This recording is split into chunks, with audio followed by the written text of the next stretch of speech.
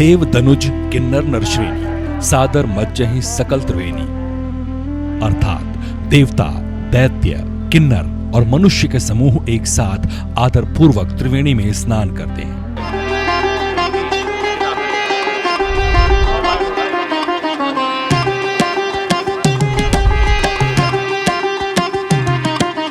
त्रिवेणी जहां गंगा, यमुना और सरस्वती का संगम है। त्रिवेणी जहां पृथ्वी का सबसे बड़ा लोक पर्व है। त्रिवेणी जहां उत्सव है, वैश्विक समागम है और सृष्टि का सबसे बड़ा मंच है। इसी त्रिवेणी पर त्याग, तप, हठ, योग को संभालने वालों का जमावड़ा है। नाम महाकुंभ है, जो समरसता के लिए ब्रह्मांड भर में सबसे बड़ी धरा है।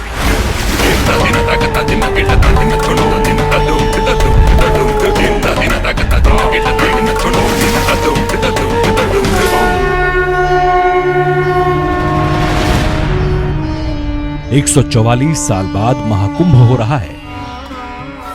जीवित मनुष्य के लिए पहला और आखिरी महाकुंभ है ये। प्रयागराज की धरा पर करोड़ों श्रद्धालुओं का हुजूम उमड़ा है। जिधर नजर घुमाएंगे आपको नरमुंड नजर आएंगे। न सिर्फ भारत बल्कि विश्व के हर कोने से लोग कुंभ आते हैं। स्नान, ज्ञान, व्रत, त्याग, कथा का लाभ पाते हैं।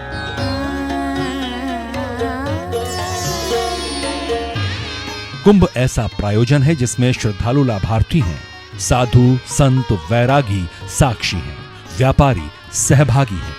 अब सवाल है कि इतना विहंगम जुटान क्यों? जवाब है अमृत, जो कि समुद्र मंथन से निकला।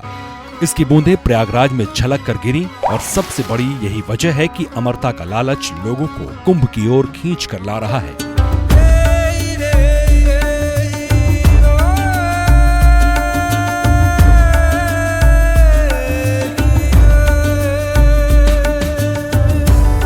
साधु, संत, महंत, वैरागी, बाबा, योगी, आचार्य, महामंडलेश्वर और शंकराचार्य सभी महाकुंभ में विराजित हो गए हैं। जरा सोचिए अमृत की महत्ता, जिसने घर छोड़ दिया, समाज त्याग दिया, धन दौलत का परित्याग कर दिया, राजपाट से मुंह मोड़ लिया, सत्ता का मोह छोड़ दिया, उसे भी अमृत की लालसा है। सनातन में कहा गया है कि चाह, इच्छा और लालसा से करोड़ों गुना आगे है संतत्व, एक ऐसे लोगों का समूह जो व्यक्ति के तौर पर मर चुके हैं, जो अपना पिंडदान स्वयं करके संत बने हैं, जिनमें बटोरने की चाहत खत्म हो जाती है, जो सिर्फ मनुष्य का दर्द बटोरते हैं और उसे कम करने की तमाम कोशिशें करते हैं, जिन्हें सिर्फ मोक्ष चाहिए। उनमें अमृत के लिए ऐसी होड़ क्यों?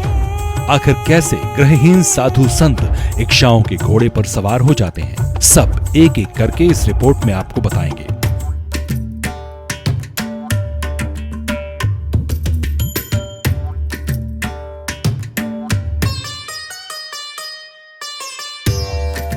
महाकुंभ ऐसा महापर्व है जहां बिना किसी न्योते के, बिना किसी अपील के और बिना किसी शासनादेश के जाति और धर्म को दरकिनार करके लोग सहस्त्र शताब्दियों से इकट्ठा होते आ रहे हैं। जो हर 6 साल में लग रहा है वो अर्धकुंभ है। ये अर्धकुंभ सिर्फ प्रयागराज और हरिद्वार में लगता है। हर 12 साल में लगने वाला पूर्ण महाकुंभ है, जो प्रयागराज, हरिद्वार, उज्जैन और नासिक में लगता है। पूर्ण कुंभ के बाद ये 144 साल बाद महाकुंभ का आयोजन है। 2025 में प्रयागराज में इसी महाकुंभ में अब तक करोड़ों श्रद्धालुओं ने डुबकी लगाई है।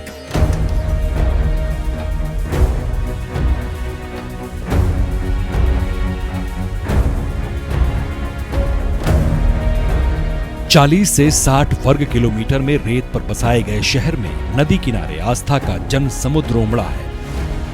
नरमुंडों का झुंड चलता फिरता नजर आता है। साधुओं का जमघट है, नागाओं के करतब है, अजब गजब बाबाओं का हुजूम है।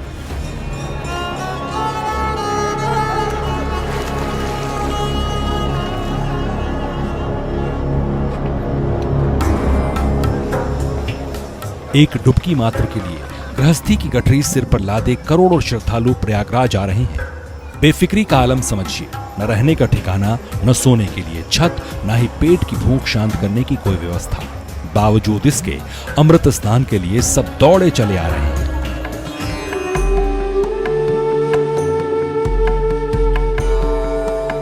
कुंभ मेला है, भक्तों का समागम है, अखाड़ों के जुटान की बेला है और यहाँ शंकराचार्य, महामंडलेश्वर, आचार्य, पीठाधीश्वर के ज्ञान का समावेश होता है। इंसान के इंसान से जुड़ने की भावना होती है। देवता और असुर समुद्र मंथन कर रहे थे, तो जो 14 रत्न निकले उसमें से एक अमृत भी निकला। तो वह अमृत को लेकर देवताओं और राक्षसों में आपसी लड़ाई हो गई और वो सब लोग लेके उसको भागने लगे। तो वह 4 बूंदें जो है पृथ्वी पर गिर गई। तो एक यह प्रयागराज है जहाँ यह अमृत की बूंदें गिरी। तभी से यहाँ मानता है कि जो बूंद गिरी उसके वजह से यहाँ अमृतमय हो गया, यह पूरी धरती अमृतमय हो गई। तो यहाँ स्नान, दान, जप, तप, यज्ञ का बड़ा लाभ है।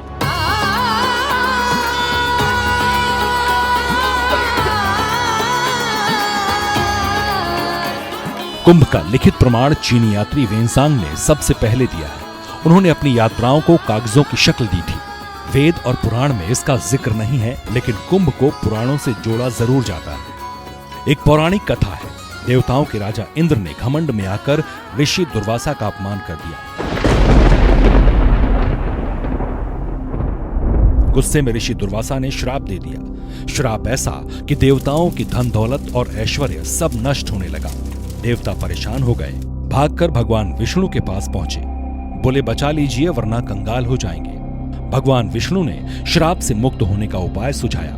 उपाय ये था कि दैत्यों के साथ मिलकर समुद्र मंथन करना होगा। उस मंथन से कई दिव्य रत्न निकलेंगे, उसी से अमृत भी निकलेगा। अमृत पीने से देवता अमर हो जाएंगे और स्वर्ग का वैभव भी लौट आएगा। इंद्र तैयार हो गए। तुरंत दैत्यराज बलि से संपर्क किया। बलि भी अमृत की लालसा में समुद्र मंथन के लिए तैयार हो गए। फिर मंथन शुरू हुआ, जिसके लिए वासुकी नाग की रस्सी बनाई गई और मंदराचल पर्वत को मथानी। जैसे समुद्र मंथन शुरू हुआ, एक एक करके 14 रत्न निकले और अंत में अमृत कलश लेकर भगवान धन्वंतरी प्रकट हुए। समुद्र मंथन से अमृत के बाहर आते ही देवताओं और दैत्यों में होड़ लग गई। अमृत को लेकर युद्ध शुरू हो गया। इंद्रदेव ने अपने बेटे जयंत को अमृत देकर देवलोक भेजा। दैत्य गुरु शुक्राचार्य ने जयंत को जाते हुए देख लिया। जयंत से दानवों की झड़प हुई और जयंत सकुशल अमृत लेकर देवलोक तो पहुंच गए, लेकिन छीना झपटी में पृथ्वी पर 4 जगह अमृत की बूंदें गिरी। ये बूंदें प्रयाग के संगम तट पर, उज्जैन के शिप्रा तट पर, हरिद्वार में गंगा किनारे और नासिक में गोदावरी के तट पर गिरी। 12 दिन तक सुर असुर के बीच भयंकर जंग हुई। इस युद्ध में कुंभ यानी अमृत कलश की सुरक्षा की जिम्मेदारी बृहस्पति, चंद्रमा, सूर्य और शनि की थी।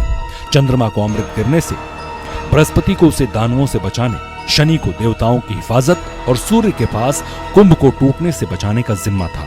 तब से जब भी सूर्य मेष राशि में और बृहस्पति कुंभ राशि में आते हैं तो प्रयाग में महाकुंभ लगता है।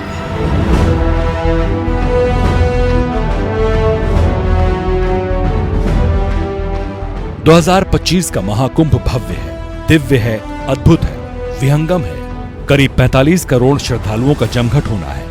लिहाजा तैयारियां सफाई से लेकर सुरक्षा, स्वास्थ्य और ट्रैफिक की बेहतरीन है। एक छोटा सा शहर जिसकी खुद की आबादी मात्र 70 लाख है, वहां 45 करोड़ लोगों का हुजूम आ जाए तो व्यवस्था देखते बनती है।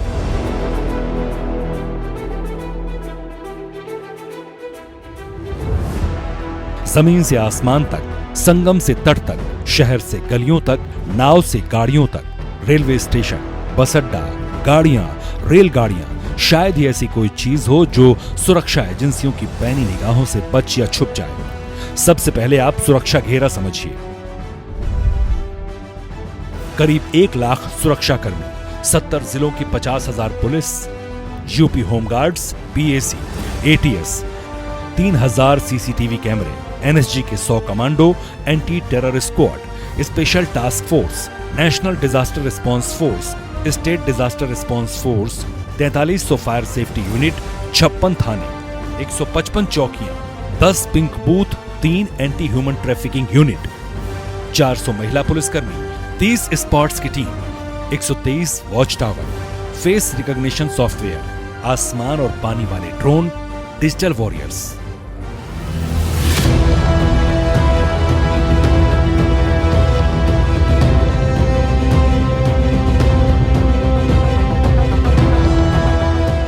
आज के महाकुंभ में व्यवस्था के बाद एक बार फिर से कुंभ पर लौटते हैं। जरा सोचिए, एक ऐसा पर्व जिसका कोई वैदिक प्रमाण न हो, फिर भी दिन, तारीख और मुहूर्त देखकर करोड़ों लोगों का, संतों का, वैरागियों का, नागाओं का जमा हो जाना आश्चर्य का लबादा नहीं तो और क्या है। ऋग्वेद, वराह पुराण, नारदीय पुराण समेत कई ग्रंथों में कुंभ शब्द आपको लिखा जरूर मिलेगा, लेकिन उसका जल प्रवाह से कोई संबंध नहीं है। अब ऐसे में सवाल है कि कुंभ का अतीत फिर कैसे देखा जाए। तो आपको बताएं कि आज के कुंभ का मिलान आपको सम्राट हर्षवर्धन के कालखंड से मिलेगा, जिनके शासन के दरमियान ही चीनी यात्री वेनसांग 6वीं शताब्दी ईस्वी में भारत आए थे। उन्होंने सम्राट हर्ष द्वारा दान देने की 75 दिनों की पूरी प्रक्रिया का वर्णन किया। हर्षवर्धन का राज 606 से 647 ईस्वी तक माना गया है। लगभग 2000 साल पहले सम्राट हर्ष की चर्चा पूरे विश्व में थी कि वो हर कुंभ में वस्त्र छोड़कर सब कुछ दान करके चले आते हैं। वेनसांग ने अपने यात्रा वृतांत में इसका विस्तार से जिक्र किया है।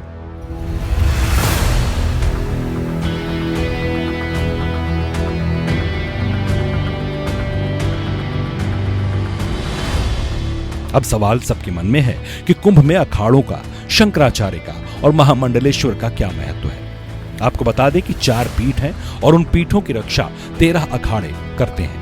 ये सभी अमृत स्नान पर सबसे पहले गाजे बाजे के साथ स्नान करते हैं। पीठ प्रमुख को शंकराचार्य कहते हैं। अखाड़ों को वैचारिक और आध्यात्मिक आधार देने का काम महामंडलेश्वर का होता है। महामंडलेश्वर एक से ज्यादा होते हैं, मगर मुख्य महामंडलेश्वर को आचार्य की उपाधि दी जाती है। सनातन की धर्म ध्वजा लहराती रहे, इसके लिए आदि गुरु शंकराचार्य ने 8वीं-9वीं शताब्दी के दौरान अखाड़ों की स्थापना की। उत्तर में बद्रिकाश्रम, पश्चिम में द्वारका, पूर्व में पुरी और दक्षिण में श्रृंगेरी मठों के नाम से पड़े ज्योतिष पीठ, शारदा पीठ, गोवर्धन पीठ और श्रृंगेरी पीठ। इन मठों की रक्षा और सनातन धर्म पर बढ़ते इस्लाम के खतरे से निपटने के लिए अखाड़े बनाए गए, जिनका मकसद सीधा साधा शास्त्र के साथ शस्त्र का ज्ञान देना, मुगल आक्रांताओं को मिट्टी में मिलाने के लिए शेर दिल सेना को तैयार रखना।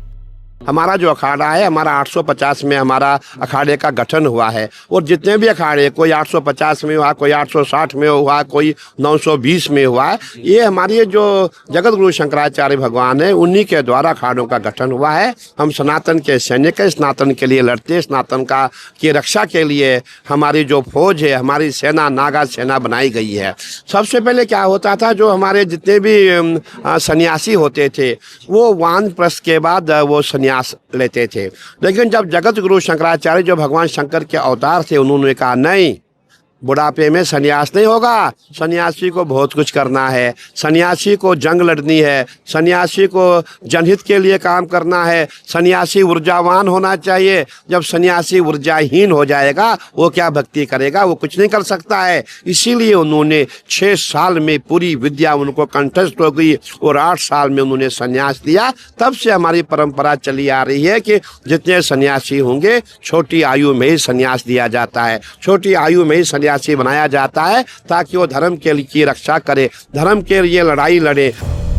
जब अखाड़ों का निर्माण हुआ तो 4 ही थे, लेकिन विचारों में अंतर की वजह से धीरे धीरे बंटवारा होता गया और आज 13 अखाड़े हैं। इन अखाड़ों में 2 संप्रदाय हैं जो शिव की आराधना करते हैं। जो नागा कहलाते हैं, उनकी संख्या 6 है, ये शैव अखाड़ा कहलाने लगे। वहीं जो विष्णु को पूजते हैं, जो खुद को वैरागी कहते हैं और जिनकी संख्या 7 है, वो वैष्णव अखाड़े हैं। कुल मिलाकर इन्हीं 13 अखाड़ों के भरोसे सनातन धर्म का ध्वज हमेशा लहराता रहता है। हमारे यहाँ शैव संप्रदाय के 7 अखाड़े हैं जी, और हमारे 3 अखाड़े जो हमारे जैसे भगवान हरि को मानने वाले, जिन्हें वैरागी अखाड़े कहते हैं, जिसमें राम को मानने वाले, कृष्ण को मानने वाले, हरि को मानने वाले। हम जो 7 अखाड़े शैव है, हम भगवान शंकर को मानने वाले हैं। और हमारे और 3 अखाड़े हैं, उसमें 2 अखाड़े उदासी है, एक अखाड़ा हमारा निर्मल अखाड़ा है, वो गुरु नानक देव को मानने वाले हैं, गुरु गोविंद सिंह को मानने वाले हैं। भारत में कुल 13 अखाड़े हैं। आपने देखा होगा, जब भी महाकुंभ आता, हमारा विरोध होता है, लड़ाई झगड़ा होता है। क्यों होता है कि भाई और अखाड़ा बनाओ। किन्नर समाज कहता है अखाड़ा हमको दो, सभी कहते हैं अखाड़ा और बनाओ। लेकिन भारत में 13 अखाड़े हैं और हमेशा के लिए 13 अखाड़े ही रहेंगे। जिनको भी आना है, वो इसी अखाड़े का हिस्सा बन करके स्नान कर सकते हैं।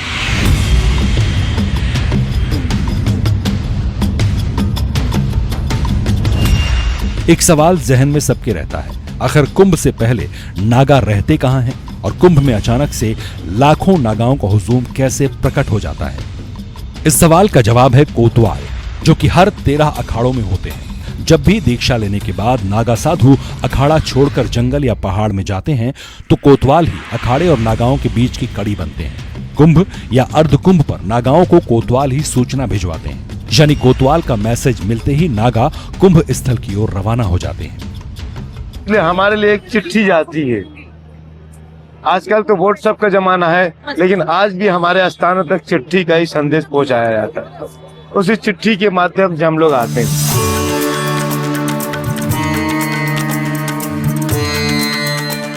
2025 का महाकुंभ हाईटेक है।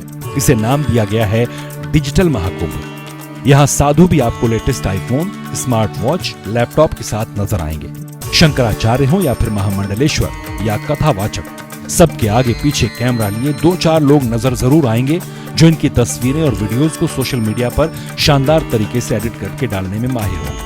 महाकुंभ में त्याग और तपस्या के साथ वैभव और विलास भी दिखेगा।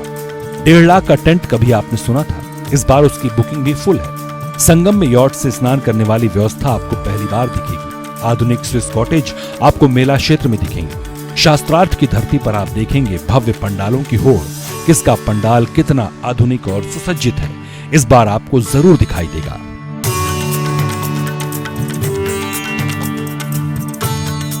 – 2025 के महाकुंभ में करोड़ों की भीड़ के बाद अस्थायी सड़क चमचमाती नजर आएगी। हर चौराहे पर सफाई कर्मियों का सैलाब दिखेगा। हर सेक्टर में थाने और उनके हजारों पुलिस वाले सुरक्षा पहरा देते नजर आएंगे। इस बार के कुंभ में अगर भाई से भाई बिछड़ा तो तुरंत खोया पाया से वापस भी मिल जाएगा। सड़क किनारे हर 100 मीटर पर लाइन से डस्टबिन दिखेंगे। मसलन सफाई और सुरक्षा व्यवस्था एकदम चौकस है। इस रिपोर्ट में जाते जाते सिर्फ इतना कि कुंभ का अर्थ है घट, कलश, कमंडल, जो कि संचय का पात्र है। तो आप अगर संचय करने के मूड में हैं तो पहले आपके कलश में जो व्यसन, विरोग और दूसरी नेगेटिव चीजें हैं उन्हें खाली करें, उससे ऊपर उठें और फिर वो चीजें उसमें संचित करें जिसकी जरूरत है। वैर से उठें, भेद से उठें, भ्रम से उठें, स्वार्थ से उठें। यही कहता है कुंभ, यही कहता है समय और यही कहता है त्रिवेणी घाट।